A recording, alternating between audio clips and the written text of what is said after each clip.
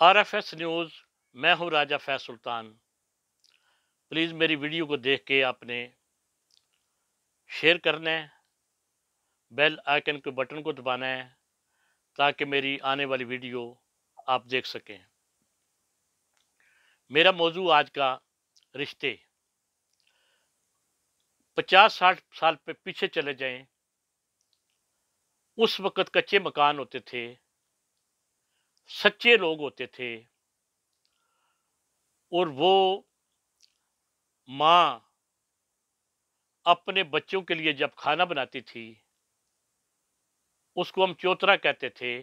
वो घर के सेन में एक चूल्हा लगा होता था, तो अगर बारिश नहीं हो रही, मौसम अच्छा है, तो वो चौंतरे में अपना वो खाना बनाती थी शाम का। तो जब बना के तो वो बच्चे जो हैं वो सामने उसी कच्ची ज़मीन पे बैठ जाते थे और माँ सालन डाल के दे रही है, रोटियां साथ साथ पक रही हैं और वो खा रहे हैं। और आपस में इतना प्यार होता था उन बच्चों का, आपस में बहन भाइयों का, कि जिसकी मिसाल नहीं मिलती थी उस वक्त। तो सुबह के टाइम फिर माँ जब नाश्ता बना के देती थी तो पराठा मक्खन के साथ और लस्सी होती थी साथ, और वो बच्चा अपना कायदा और तख्ती लेके, और एक बोरी होती थी टाट की। वो बोरी इसलिए होती थी कि अगर बारिश रास्ते में आ जाए, स्कूल दूर होता था, तो वो अपने सर को ढांप ले। वो स्कूल पढ़ने जाता था, वापस आता था, फिर माँ वो तंदूर की रोटी पका के बच्चों के लिए रखती थी। और उस वक्त हरी मिर्च की चटनी या लाल मिर्च की चटनी होती थी, उसमें लस्सी डाल के ऐसे लंगरी में घोट के उसको ना वो बनाई होती थी, वो बच्चे आके खा लेते थे। दिन को सालन नहीं बनता था, बड़े से बड़ा आदमी था उसके घर में सालन नहीं पकता था। शाम के टाइम कोई दाल पक जाए, सब्जी पक जाए, या कईयों की मुर्गी होती थी घर में, वो ज़बह करके पका ले, मेहमान कोई अगर आ जाता। अगर थोड़ा सा मैं आगे चलूँ तो फैमिली में अगर कमज़ोर है कोई, बेटी कमज़ोर है, उसका खामद जो है वो उसकी ज़मीन कम है या उसकी कोई नौकरी इतनी नहीं है, तो नानी नाना जो होते थे या फूफी या खाला, जो साहब हैसियत होते थे, वो उस बच्चे को अपने पास ले जाते थे, उसको पढ़ाते थे, खिलाते थे और उसको तालीम याफ्ता कराते थे, तालीम दिलवाते थे। तो मैंने कई बच्चे देखे हैं कि बड़े अफसर लगे हैं, मैं जानता हूँ उनको। मगर जैसे जैसे वक्त गुजरता गया, वो बच्चा जवान हो गया, उसकी शादियां हो गई, तो शादियों के बाद यहाँ से इख्तलाफ शुरू हो जाता है। वो आपस में दरानियाँ जेठानियाँ एक घर में नहीं रहती, वो इख्तलाफ बढ़ने शुरू हो जाते हैं। वो बच्चे ही खड़ा हो जाता है माँ के सामने कि हमने अलहदा रहना है, हमें अलहदा करो। तो वो अलहदा हो जाते हैं। तो माँ बाप जो है, वो एक बेटा कहता है कि मैं माँ को रखूंगा, दूसरा कहता है मैं बाप को रखूंगा। वो माँ बाप जो अपने बच्चों को, 5 बच्चों को या 6 बच्चों को वो पालते हैं, पढ़ाते हैं, और बच्चे को किस तरीके से उनकी तरबियत करते हैं, यहाँ से फिर इख्तलाफ शुरू हो जाता है।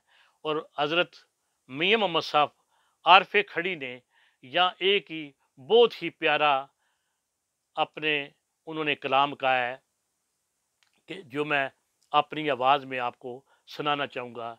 मियाँ साहब ने कहा है, पाई पाइयां दियां बावां होंदियां, पाई पाइयां दियां बावां होंदियां, ते पाई पाइयां दे दुश्मन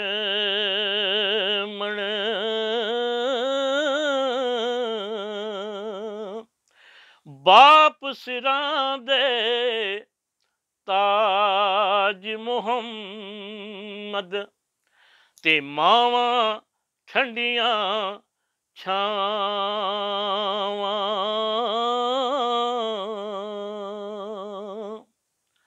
तो मेरी रिक्वेस्ट है उन लोगों से कि अपने माँ बाप का ख्याल रखें, अपने माँ बाप से प्यार करें, अगर वो बीमार हैं उनका इलाज कराएं। और ये भी मैंने देखा अक्सर कि अगर माँ मर जाती है तो बाप ने अगर सरकारी नौकरी की होती है तो वो बहू कहती है कि अगर पेंशन की कापी मुझे देगा तो मैं उसको रोटी पका के दूंगी। अगर बाप मर गया है तो माँ के नाम पेंशन है तो वो बहू कहती है, अगर 3 बहू हैं या 4 बहू हैं, वो कहती है कि पेंशन की कापी मुझे देगी मेरी सास तो मैं रोटी पका के दूंगा। खुदारा मैं उन लोगों से मेरी दरख्वास्त है कि कल को आपने भी बूढ़े होना है, जो आप सलूक कर रहे हैं अपने माँ बाप के साथ या जो कुछ हो रहा है, कल को आपने भी बूढ़े होना है। उस वक्त आपके बच्चों ने भी कहना है कि अगर पेंशन की कापी दोगे तो हम खाना पका के देंगे, नहीं दोगे तो हम नहीं पका के देंगे। या ज़मीन, मकान, दुकानें ये हमारे नाम लगाओगे तो हम आपको देंगे। तो ये मेरी आपसे दरख्वास्त है कि उस वक़्त को देखें। हज़ूर पाक नबी करीम सल्लल्लाहु अलैहि वसल्लम ने फरमाया है कि माँ जन्नत है, बाप उसका दरवाज़ा है। तो आप इस नेकी को, इस चीज़ को, इस ऐसे गुनाह से बचें कि जो आपसे हो गया है या कर रहे हैं और आपने तौबा करें और अपनी माँ बाप की खिदमत करें। फिर मैं कह रहा हूँ आपसे कि कल को आपने भी बूढ़े होना है, आपने भी, आपके बच्चे भी, जो आप जब जवान होंगे और उनकी जब शादियां आप करेंगे वो भी आपके साथ वही सलूक करेंगे, वही सलूक करेंगे जो आपने अपने माँ बाप के साथ किया है।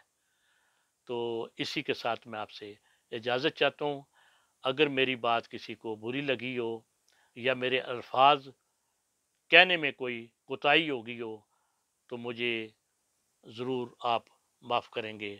खुदा हाफिज़।